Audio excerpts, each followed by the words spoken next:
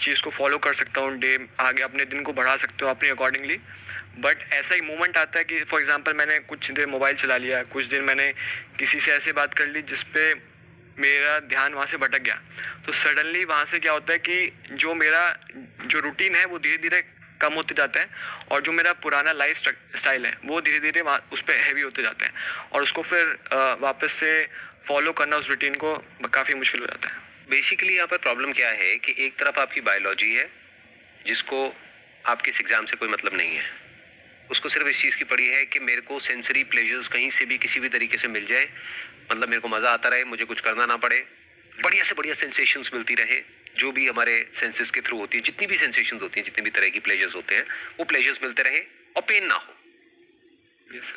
तो बेसिकली जो फंडामेंटली जो प्रॉब्लम है वो ये है कि अब या तो ये जो पढ़ाई आप कर रहे हो, ये जो तैयारी कर रहे हो, ये प्लेजर होता उससे बड़ा या एटलीस्ट उतना ही जितना कि वो है, वो जो सेंसरी प्लेजर्स हैं आपके लिए, है ना। बट ऐसा तो है नहीं, क्योंकि अगर वो होता तो ये क्वेश्चन ही नहीं उठता। वो आपके लिए पेन है, तभी तो वहां पे ध्यान को लगाना पड़ रहा है। यस। और ध्यान अपने आप कहीं और लग रहा है। फॉर एग्जाम्पल मैं आपको एक सिंपल एग्जाम्पल देता हूँ। आपके दादाजी, आपके परदादाजी, कोई भी आपको एक मैप दे देते हैं अपनी डेथ से पहले कि बेटा ये मैप है, वहां जाएगा हमारे उस पुराने घर में, तेरे को वहां पे खोदना है, और वहां पे नीचे ना कुछ खजाना दबा हुआ है जिसकी वैल्यू आज की डेट में करोड़ों रुपए की है।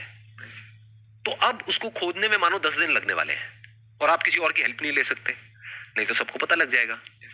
तो अकेले आपको खोदना है अगले 10 दिन तक, या ये मान लो अगले 1 महीने तक। वो काम हो जाएगा या नहीं हो पाएगा? सर हो जाएगा। क्यों? क्योंकि आउटकम क्लियर है माइंड में कि 1 महीने बाद गारंटेड है कि मुझे ये मिल जाएगा। यस। अभी जो आप कर रहे हो वहां पे यही सर्टेन नहीं है कि आपका होगा या नहीं होगा। यस। एक रेस है जहां पे आप चाहे जितना मर्जी तेज भाग लो, बट अकेले आपसे कुछ नहीं होता, बाकियों पर भी डिपेंड करता है कि वो कितना तेज भाग रहे हैं। यस। अगर आपसे तेज भागने वाले बैठे हैं तो उनका हो जाएगा, आपका नहीं होगा। प्लस और बहुत सारे फैक्टर्स वहां पे प्ले करते हैं। उस मोमेंट में जिस वक्त आप वो एग्जाम दे रहे हो, तब आपका थॉट प्रोसेस क्या है, आपका माइंडसेट क्या है, यू आर नॉट श्योर कि होगा या नहीं होगा, तो माइंड उस डायरेक्शन में काम ही नहीं कर रहा। माइंड क्या बोलेगा अपने आप को कि मैं इतना एफर्ट कर तो रहा हूं, पता नहीं होगा भी या नहीं होगा। Exactly sir. जैसे अभी मैंने खजाने वाली बात करी, तो मानो आपके दादाजी ने, परदादाजी ने आपको कोई नक्शा नहीं दिया है, ऐसे ही आपने कहानियां सुन ली है कहीं से कि ऐसे खोदते हैं ना कहीं जाकर के किसी किले में, तो खजाना मिल जाता है, और आप खोदे चले जा रहे हो। कब तक खोदते रहोगे? सर गोल ही क्लियर नहीं है कहाँ जाना है, क्या करना है। नहीं, गोल तो क्लियर है, क्योंकि आपने कहानियां सुनी है बहुत लोगों से कि ऐसे ऐसे कुछ महल होते हैं पुराने, उनके आसपास में पहले के जमाने में क्या होता था, कुछ घर होते थे, वहां पे लोग ना अपने सोने के चांदी के सिक्के गाड़ के रखते थे। तो ये 4 घर है, अगर चारों को खोदोगे तो एक आध में से कहीं ना कहीं से कुछ ना कुछ मिल जाएगा। लेकिन कहानियां हैं, उसकी होने की प्रोबेबिलिटी बहुत कम है। हो सकता है, इम्पॉसिबल नहीं है, बट प्रोबेबिलिटी क्या है? May be 1%। 99% क्या है कि चारों को खोदोगे कुछ भी नहीं मिलेगा। तो अब क्या होगा? दोनों में कुछ फर्क है। जो पहली सिचुएशन मैंने जो पहला एग्जांपल दिया था कि दादाजी ने बताया और आप खोद रहे हो, और अब जब आपको पता ही नहीं है कि वहां से निकलेगा भी कुछ या नहीं निकलेगा, कुछ होगा भी या नहीं होगा 4 महीने बाद, दोनों में एफर्ट में कुछ फर्क है। सर फर्स्ट में आउटकम पता है आपको कि यहीं पर ही मैं खोदूंगा तो मुझे खजाना मिल जाएगा। सेकंड में मेरे को एफर्ट ज़्यादा लगाना पड़ेगा, और उसके बाद पता भी नहीं है कि मिलेगा कि नहीं मिलेगा। तो दोनों में फ़र्क है कि वहाँ पर श्योरिटी है आपको कि हाँ यहाँ पर होगा, मेरे को मिलेगा, बट वहाँ पर श्योरिटी कम है, या फिर 1% जो आपने कहा। वो कम है या बहुत कम है? बहुत कम है सर। कम में और बहुत कम में बड़ा फर्क होता है। कम मतलब क्या? 50-50 है। Yes sir. और बहुत कम मतलब क्या? 1% सक्सेस, 99% फेलियर। क्या ऐसे ही नहीं है आपके जो भी कॉम्पिटिटिव एग्जाम्स हैं उन सब में? सक्सेस की पॉसिबिलिटी क्या है? Sir 1 out of 1000, 2000, 10,000। Even worse than what I was talking about. मैं तो कह रहा हूँ 1 out of 100। What you are saying is 1 out of 1000। Problem की जड़ मिल रही है आपको, पकड़ में आ रही है। प्रॉब्लम ये नहीं है कि आप एफर्ट नहीं कर सकते हो फिजिकली या मेंटली। प्रॉब्लम ये भी नहीं है कि जो आपको प्लेजर्स मिलते हैं उससे आप अपना ध्यान हटा सकते हो, क्योंकि कुछ और इंटरेस्टिंग आपको नजर आता है तो वहां से ध्यान हट जाता है। जैसे मैंने वो एग्जांपल दिया ना, 1 महीने तक खजाना खोदोगे अपने दादाजी के कहने पे, तो उस वक्त क्या ये सब ध्यान आएगा कि मोबाइल पे कुछ देख लूं? माइंड में गोल बिल्कुल क्लियर होगा कि मैं एक खजाना खोदने का काम कर रहा हूँ, 1 महीने बाद यहाँ से कुछ निकलने वाला है। सर बट डेली का आउटकम हम कैसे सेट करें? फॉर एग्जांपल मैं स्टार्ट कर रहा हूँ, मुझे नहीं पता कि लेट्स से रात में क्या आउटकम निकल के आएगा। ये तो लॉन्ग टर्म की बात होगी फॉर एग्जांपल कॉम्पिटिटिव एग्जाम में। बट डेली बेसिस पे जैसे कुछ स्टूडेंट्स बात कर रहे हैं कि मैं डेली बेसिस पे गोल बनाता हूँ और देन वो पता नहीं चलता कि 6 महीने बाद आप किस लेवल पे पहुँच जाते हो और आपको एक एंड ऑफ लाइट टनल के बाहर जो लाइट है वो दिखने लग जाते हैं कि हाँ मैं कर सकता हूँ क्रैक। बट उन्होंने बोला कि डेली बेसिस पे आपको चलना पड़ेगा, डेली बेसिस पे आपको एफर्ट डालने पड़ेंगे। तो वहाँ पर आउटकम स्टिल थोड़ा क्लियर होता है कि हाँ मैं अगर ऐसे ऐसे चलूँगा तो शायद। कोई भी ये नहीं बता सकता कि आप कितना काम करोगे और उसके बेसिस पे आपका क्रैक होगा या नहीं होगा। क्यों? क्योंकि हर एक के लिए काम की डेफिनेशन अलग अलग है। आप हो सकता है दिन में 4 घंटे काम करोगे और कोई सीनियर है जिसका क्रैक हो गया है, उसने आकर के आपको सलाह दे दी कि भाई इस तरह से अगर आप डिसिप्लिन को आप फॉलो करोगे, डेली दिन में 4 घंटे करोगे या 6 घंटे करोगे और ये नहीं करोगे तो आपका हो जाएगा। वो किस बेस पे बोल रहा है? आपके बेस पे, अपने बेस पे? अपने एक्सपीरियंस के बेस पे। बट क्या आप और वो सेम हो बॉडी वाइज और साइकोलॉजी वाइज? आपकी जो साइकोलॉजी है, आपकी जो बॉडी है, वो सेम है या अलग अलग है? बिल्कुल अलग अलग है सर। तो फिर ये फॉर्मूला कहां से आया? अब मैं आपको डिमोटिवेट नहीं कर रहा हूं, मैं आपसे सिर्फ क्वेश्चनिंग कर रहा हूं। कुछ लोग जो इंटेलिजेंट नहीं है ना, वो इन बातों को ये समझेंगे कि मैं डिमोटिवेट कर रहा हूं। मोटिवेशन का मतलब वो क्या समझते हैं कि कहीं भी रेस हो रही है वहां पे जाकर के बोलते रहो अरे बहुत बढ़िया हो जाएगा, तेरा हो जाएगा, never give up, go on go on go on. ये नहीं है मोटिवेशन। मैं क्या कर रहा हूं, मैं आपसे एक्चुअल में समझने की कोशिश कर रहा हूं कि प्रॉब्लम क्या है, उसकी जड़ क्या है और उसका सोल्यूशन क्या है। जो प्रोडक्टिविटी की डेफिनेशन है वो सबके लिए अलग अलग है। ऐसे ऐसे लोग हैं जिनका पास में क्रैक हुआ है। मेरी बात को वेरीफाई करना हो तो उन लोगों से जाकर के बात कर लो जिनका क्रैक हुआ है। 10 अलग अलग लोगों से, 10 का प्लान सेम नहीं मिलेगा। कोई होगा जो कहेगा कि मैंने दिन में 2-3 घंटा काम किया, बाकी टाइम रिलैक्स किया। कोई होगा जो कहेगा मैंने तो दिन में 12-12 घंटे काम किया। उसका भी हो गया, उसका भी हो गया। अब आपके लिए दोनों में से सही कौन सी है? ऐसे समझना होता है कि 10 अलग अलग लोग अपनी अलग अलग स्ट्रैटेजीज बताएंगे। अगर आप ध्यान से समझोगे कि उसने क्या किया, कैसे किया।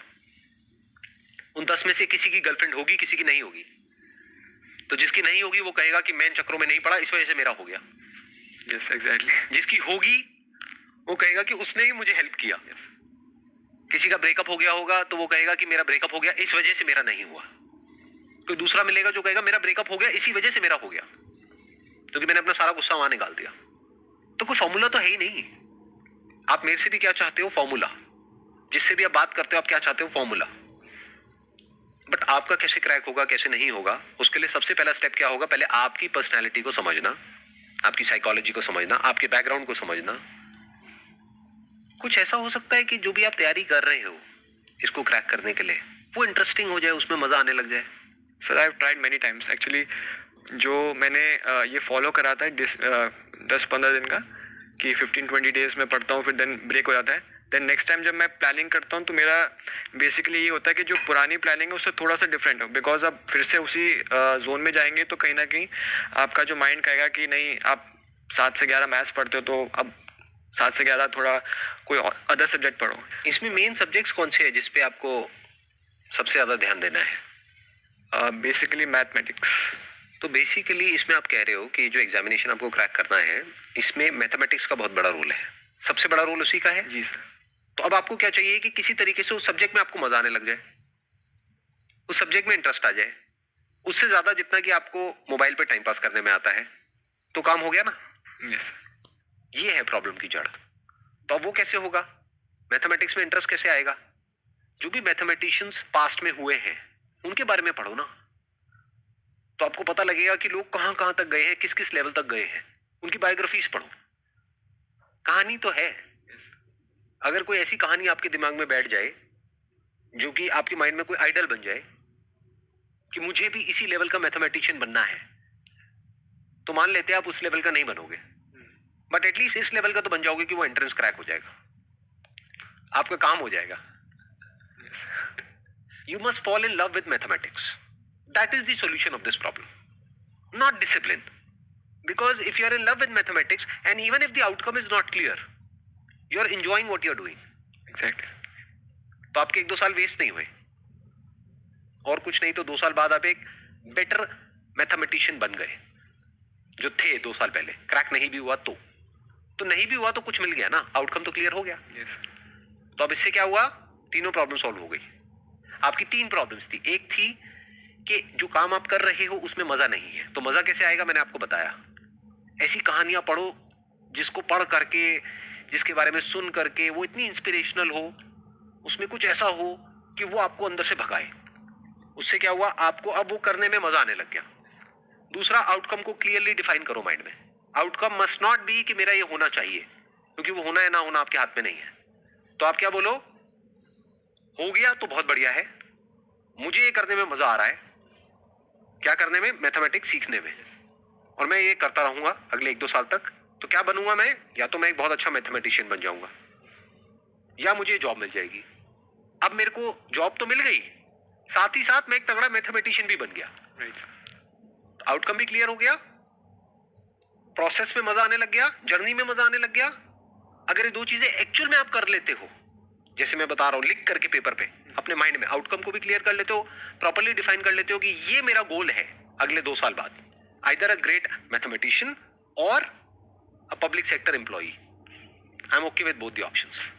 और 2 साल तक की जर्नी में मैं अपने ऊपर काम करूंगा और अपनी स्किल को बेटर करता चला जाऊंगा, अपनी नॉलेज को और बेटर करता चला जाऊंगा। सिर्फ वही नहीं सीखूंगा जो सिलेबस में, इसके अलावा भी सीखूंगा। Now you are following in love with the subject and the journey. तो जब ये होगा तो क्या होगा, अपने आप ही ध्यान जो छोटे मोटे प्लेजर्स हैं वहां से हट जाएगा। वो सब चलेंगे साथ साथ में, बट कम ऐसा नहीं छूट जाएंगे, बट उतने ही होंगे जितने की होने चाहिए। प्यास लगी पानी पिया, काम खत्म।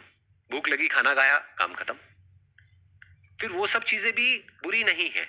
क्यों, क्योंकि अगर आप इतना एफर्ट लगा रहे हो अपनी नॉलेज को बेटर करने में, तो आपको बीच बीच में रिलैक्सेशन भी तो चाहिए ना। तो वो सब एक रिलैक्सेशन का काम करेगा।